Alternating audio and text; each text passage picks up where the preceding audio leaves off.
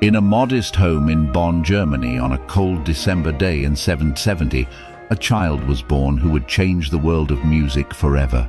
His name was Ludwig van Beethoven. From the moment of his birth, his father, Johann van Beethoven, had grand ambitions for him. Johann envisioned his son as the next Mozart, a prodigy who would rise to fame through his extraordinary talent.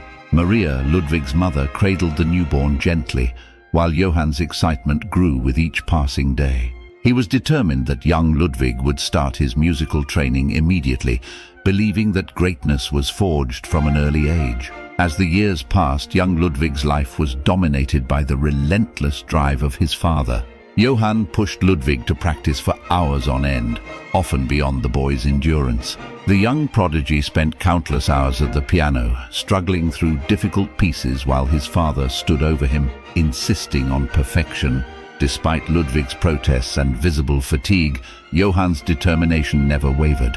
He believed that only through rigorous practice and discipline could his son achieve the greatness he envisioned. This intense training shaped Ludwig's early years, instilling in him a deep resilience and an unyielding pursuit of musical mastery. As Beethoven grew older, he began to face a challenge that would have crushed most musicians: deafness. By the time he reached his late 20s, he was already struggling with significant hearing loss. This devastating condition threatened to end his career, but instead, it fueled his determination. In his study in Vienna, Beethoven often paused in frustration, tapping his ear as if willing it to hear. The silence that enveloped him was both a curse and a strange kind of blessing. Deprived of external sound, he turned inward, composing music that resonated from the depths of his soul. His greatest works, including the iconic Ninth Symphony, were created during this period of profound silence.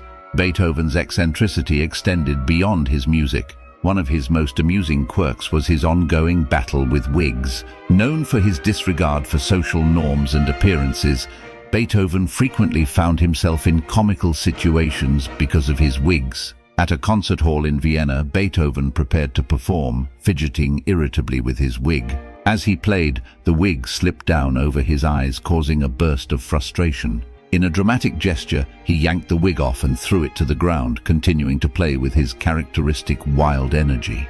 The audience, accustomed to Beethoven's eccentricities, reacted with a mix of shock and amusement.